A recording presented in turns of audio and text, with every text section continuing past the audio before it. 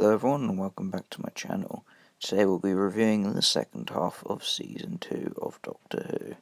Without any further ado, we're getting into my two favourite episodes. So yeah, it's our first two-parter, and that is The Rise of the Cyberman and The Age of Steel. It's basically about the Doctor, Rose and Mickey go into parallel Earth where everything is the same except from there's Zeppelins. And Rose's dad is still alive.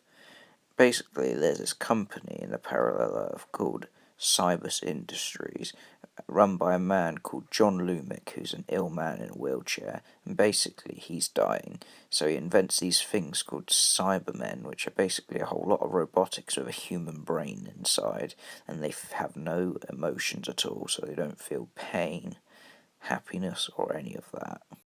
So what he's planning to do is convert everyone on Earth into Cybermen, starting with London, of course, and then when he eventually gets his last breath, he'll cyber convert himself. So anyway, the Cybermen invade parallel Earth Pete, which is Rose's dad's house, and then these guys called the Preachers come to try and stop the Cybermen, and then the episode is basically how the Doctor stops the Cybermen. And also, the Cybermen convert the John Lumick into the Cyber Controller, who's like a cooler version of the Cybermen with glowing eyes and a brain on show, and he has his own Cyber Throne. It's cool. But yeah, unfortunately he dies, which is a shame because I find him quite cool, if you couldn't tell. But anyway, it turns out Mickey wants to stay in the parallel universe to stop the Cybermen, and so he does stay. So overall, I give the two-parter a 10 out of 10 because it's amazing and it's my favourite two-parter of Season 2. Maybe matched by the ending two-parter, but that's just because they both have, spoiler alert, Cybermen in them. Right.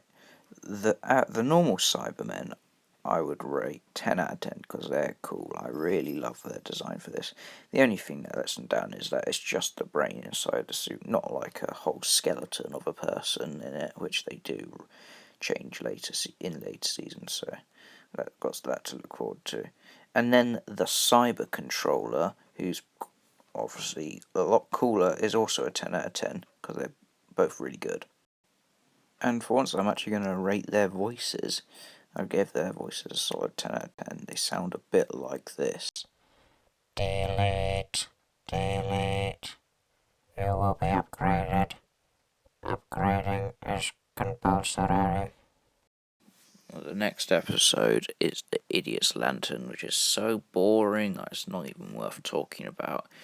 It's just got this thing called The Wire, which is a woman inside a TV. So I'm going to give the rating for a 1 out of 10. The same goes for The Wire Alien is a 1 out of 10. It's a really boring episode. Don't watch it.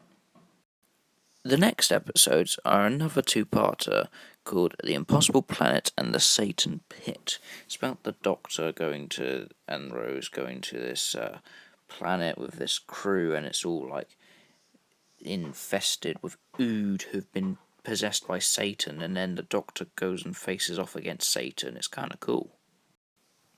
Overall, I'd give the two-parter a 5.9 out of 10, because it was not bad. It wasn't particularly great, though. It was pretty entertaining, though, and we get introduced to Ood for the first time, which are pretty much a staple of the David Tennant years. In terms of the aliens, I'd give the Ood a 7 out of 10, because they look pretty cool. They're kind of Cthulian, and they got these orbs that they can kill people with, so that's kind of cool. But later on to see the reason we find out those orbs aren't what they're naturally born with. Well, I don't really know if we can class this next character as an alien, because it is literally just Satan. But anyway, I'd give him an 8 out of 10, because it is really cool looking, but the effects aren't that great, so that's what's keeping it from a 10 out of 10. Well, the next episode is an episode I really like, but everyone else seems to really hate, and it's Love and Monsters. It's basically an episode without the Doctor, and it follows a guy called Elton who creates a group called Linda, which comprise of a few people trying to find the Doctor. But over time, they just start becoming friends, so they don't bother with looking for the Doctor, and they just sort of hang out and play music and look at art and stuff. And then this guy called Victor Kennedy comes in, and he's like, right, you've all been slacking, now get back to tracking down the Doctor. And it turns out that Victor Kennedy is actually an alien called the Absorbaloff, and basically he's been absorbing different members of Linda, and then he absorbs Elton's love interest, but then the Doctor destroys him, and then they get back Elton's love interest, but she's a paving stone, which I would have thought I'd rather be dead than just a face on a paving stone. Love and Monsters for me is a definite 10 out of 10, which is going to make me a wanted man amongst Who fans, but I really like the episode. The Absorbaloff, however, is probably a 4 out of 10 because he doesn't look that good. It's probably because they got a child to design it as a competition for, like, you draw a monster and it'll be put into an episode of Doctor Who. And funny enough, the person who did that is a YouTuber now. Oh, and one last thing about Love and Monsters. The Absorbaloff comes from a planet called Clom, which I just thought was funny.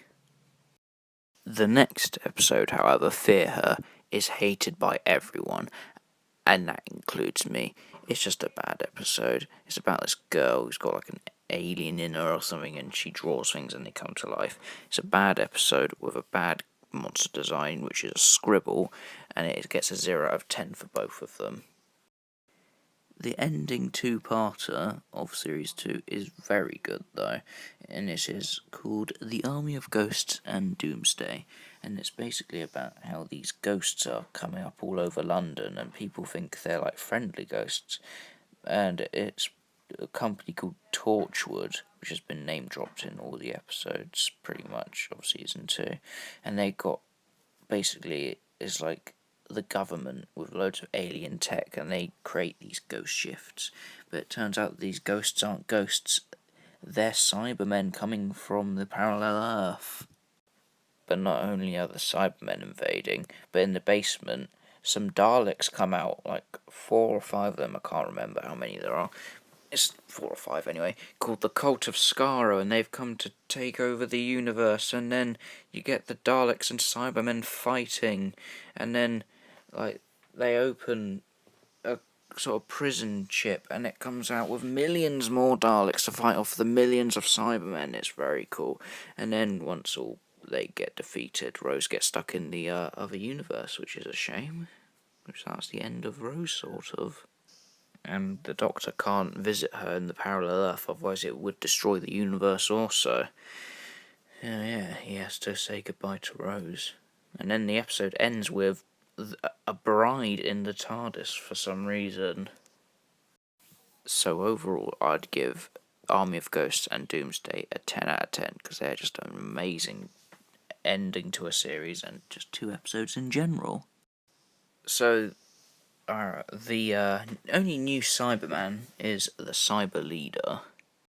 And the only difference he has in terms of looks is that he has black handlebars on his head. Everything else is the same, and obviously he leads the Cybermen.